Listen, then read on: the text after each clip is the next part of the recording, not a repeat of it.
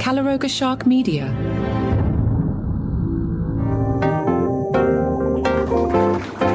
Hey there, I'm Johnny Mac with your daily comedy news. Have you checked out the new Rolling Stones album? It is fantastic. Mick Jagger has responded to John Mulaney. John Mulaney had said that Mick Jagger is not nice. Everyone always wants to know if famous people are nice. Like Mick Jagger. He came in to host the show. My friends were all like, is he nice? No! Or maybe he is, for his version of life. Because he has a very different life. He's Mick Jagger. That's his name. He's played to stadiums of 20,000 people cheering for him like he's a god for 50 years. That must change you as a person. If you do that for 50 years, you're never again going to be like, does anyone have a laptop charger I could borrow? You know. Mick Jagger didn't talk like that. Mick Jagger talked like this. He'd go, yes, no, yes. I pitched him a joke and he went, not funny. Mick Jagger was recently interviewed by the New York Times. He said he had never seen that segment by John Mulaney, but admitted the experience of fame does affect you. Jagger said you get disassociated from what people might call real life. A lot of people in show business only hang around with people in show business because they've got something in common. They can relate to each other, and you can get disassociated from what people might call real life. I mean, you do fight against it. It's a conscious effort. Jagger went on to say that he's not really like his stage persona. He compares the experience to that of method actors, saying they take it to the absolute extreme, so they're like the character all the time, and then after the movie's over, they're still in character. It takes a lot of time to slough off the character, so which character do you go back to? I spent 2 hours alone with Mick Jagger that week. We were writing song lyrics. It was for a fake song in a comedy sketch. And he was sitting there, and we came to one point, and he goes, all right, let's all go to the picnic. Let's all have a drink. Let's see what rhymes with drink. And I said, think? And Mick Jagger said, no!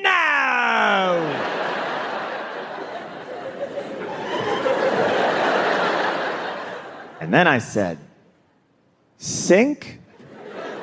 And Mick Jagger said, yeah.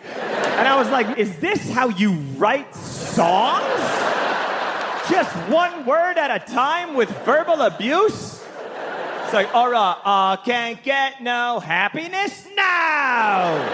Satisfaction? Yeah. All right, next sentence.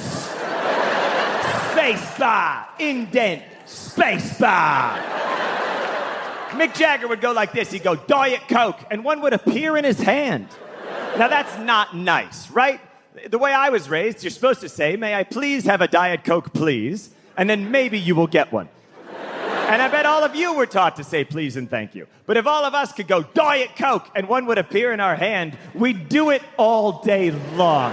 Even if you don't like Diet Coke, you just summon them so you could chuck them at oncoming cars.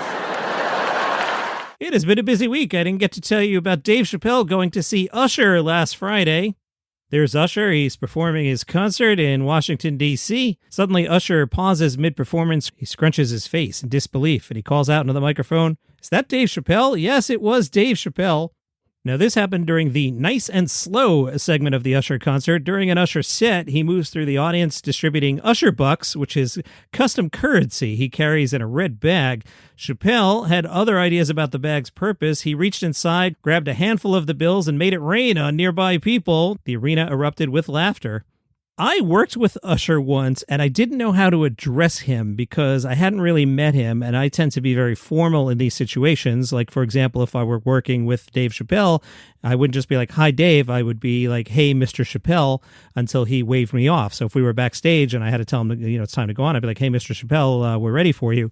So Usher was the guest on Jamie Foxx's show, and I didn't want to be like Mr. Usher. So I just had to call him Usher, and seemed pretty fine. And then that story reminded me, I think I had blacked this out. I was actually with Adam Sandler once, believe it or not. Yes, the great dramatic actor was at the Super Bowl in Dallas, and I was there overseeing Jamie Foxx's radio show. And the big boss, who is a star hugger, had my assistant, who was his former assistant, go on a hunt, and the bounty was Adam Sandler, and the assistant did deliver Adam Sandler. I don't think I interacted with Sandler at all, but I was with him. hit the movie right now so we can, Just go with it. just another blockbuster. That's what we try to do, just like you do, Jamie. No, please get out of here. I was talking to your producer. Uh-huh. Yeah, Jamie, I never would have made Ray Charles. I do the movies that make money. Didn't you make some money off that one? I think it went all right half for you. $1. Seemed like a nice guy and a groovy dresser. Johnny Mac, all you're doing is talking about the cool comedians that everybody likes. What about the annoying comedians? Okay, listener, I'll hook you up. TMZ reports Amy Schumer is once again showing off her body. That's right, Amy Schumer likes when we talk about her, and she shared a sexy photo on Instagram, says TMZ, featuring Amy Schumer in a bikini with her slim, toned figure. They write, check it out. Amy strikes a pose in her two-piece while sporting oversized sunglasses. In big letters, the caption reads, C-section peeking out, saying, yeah, I'm a warrior. TMZ then went out of their way to remind us, you may recall, in 2025, Amy uploaded sizzling pictures of her slimmed-down self in a Valentino mini dress, sending the internet in a tizzy over her hot bod. Just days later, she announced her divorce. Meanwhile, Kathy Griffin, all kinds of annoying last weekend. I don't know if you saw this. Kathy Griffin posted a picture of herself holding hands with a young man. The young man is 22 years old. She captioned that post, he's 22, have at it internet, and a couple emojis there, one of a fire and one of, is this a basketball shooting? I don't know what it is. I don't speak emoji. That got the internet all talking about Kathy Griffin and her new 22-year-old boyfriend.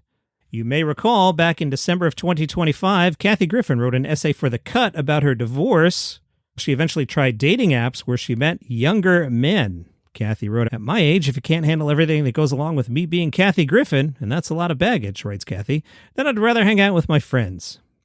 But she did fall in love with someone who happened to be 23 years old. She wrote, I was really in love with him. He touched my heart. He came along at a time in my life when I was like, men suck. There's only bad ones. And why do I pick the worst ones? And then he appeared and I was like, oh, okay, well, he's cool, but it's dumb, but he's too young. We gave it a shot anyway, and we both went with it for a while, and then it came time to go. He made me feel sexy and special and smart and funny, had a lot of the elements of what I think would have made a real lasting relationship. He hadn't been banged around that much. He's so young that he didn't have this baggage, and I just knew my baggage was going to get in the way. Anyway, back to the picture from last weekend of Kathy Griffin with a 22-year-old. Psych. Kathy revealed it was all a joke. She posted, you guys, crying emoji. Thanks to all who participated in my social media sociological experiment. No, I'm not dating this 22-year-old. He was helping me with security during my trip to NYC. But what if I were? The reactions were fascinating. Kathy said her Instagram comments mostly consisted of people saying, good for you. On Threads, she got, quote, a whole lot more slut-shaming, accusations of grooming, and debates about how gross it would be for a 65-year-old woman to date a younger man. Let me just jump in here. In my opinion, I don't care who Kathy Griffin dates. She could date a 90-year-old or a 22-year-old, whatever makes you happy, Kathy. What annoys me is every story about Kathy Griffin is about attention, Kathy wrote. Older men have been dating younger women since the beginning of time. Just ask Luke Wilson, 54, who just had a beautiful baby with his 24-year-old girlfriend, or Michael Douglas and Catherine Zeta-Jones, Harrison Ford and Callista Flockhart, and Jay-Z and Beyonce, some of the most long-lasting, beautiful relationships in my beloved, though ageist and sexist industry. Relax, just a little harmless fun with you guys with an IG post. Congratulations to Kathy Griffin. We talked about you for several minutes. Over on Staten Island, SI Live tells us Pete Davidson will highlight this year's Just for Laughs Toronto Comedy Festival, joining a lineup that includes Tiffany Haddish and John Cleese. Are there people that like Pete Davidson and Tiffany Haddish and John Cleese? Probably. The 10-day festival runs from September 24th through October 3rd. That, in the past, under the previous ownership, was a really good festival. I haven't been there under the current ownership. I'm sure it's still pretty awesome, but I did really enjoy JFL Toronto when I went. Other comedians appearing in Toronto include, oh, sorry, I said the second T, right?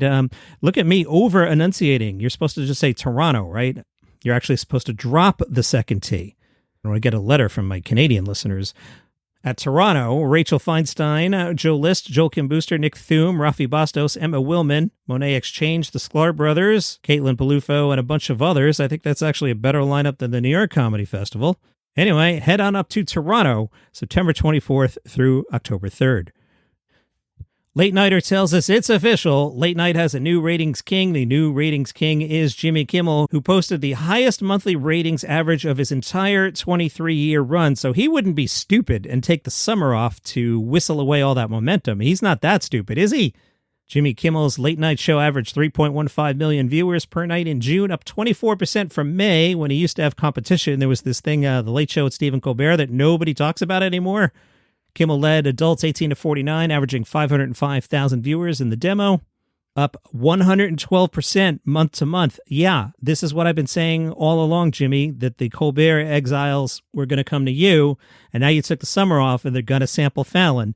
This is a mistake. You should have worked this summer. I like summers off too. This summer you should have worked. We'll see what happens. We'll see if I'm right or wrong. In second place, The Tonight Show starring Jimmy Fallon. 1.47 million nightly viewers, up 4% from May, so the Colberters don't really like Fallon. I can't even be bothered with the Byron Allen stuff. At 12:30, make 12:30 great again. Seth Meyers has a show for some reason, not sure why. He's losing to Nightline. Nightline averaged 1.06 million total viewers and 163 adults 18 to 49. Seth Meyers, who has a show for some reason, finished second, averaging 975,000 total viewers, down 7%. And in the 18 to 49s was down 21%. Did you say 21%, John? I did. He's down 21% in the 18 to 49s, down to 124,000 people. At that point, just air this podcast. Jimmy Kimmel, of course, is crazy taking the summer off. Variety wrote the article, NBC's best chance to boost Jimmy Fallon, Seth Meyers, may come during TV's slow summer cycle. Brian Steinberg wrote of this particular week that I'm talking to you during. Fallon launches NBC's Tonight Show without any regular competitors, a throwback to the days when Johnny Carson hosted the show, before Arsenio and all that. Meyers, likewise, has no direct rival for his late night show at 12:30 a.m. Make 12:30 a.m. great again. Little wonder, then, NBC in recent weeks unveiled great bookings for both shows. NBC may have bigger goals than just winning the summer. Both Fallon and Meyers are currently tied to contracts that end in 2028. Kimmel recently surprised a surprising one-year deal with Disney that'll keep him on through 2027. What's more, NBC has grown fond in recent years of celebrating big anniversaries for some of its most durable properties. Tonight will turn 75 in 2029. And if NBC wants to celebrate the occasion with the current host, it presumably will have to extend his contract. Yeah, imagine switching hosts and being like, hey, I don't know, who's somebody ridiculous that they would put on? Hi, I'm Nikki Glazer. Welcome to The Tonight Show. No, that's not going to happen. Variety catching on to one of the YouTube things not working. They wrote, meanwhile, Julian Shapiro Barnum, who hosts Outside Tonight, none of his clips appear to have generated more than 90,000 views. Ouch.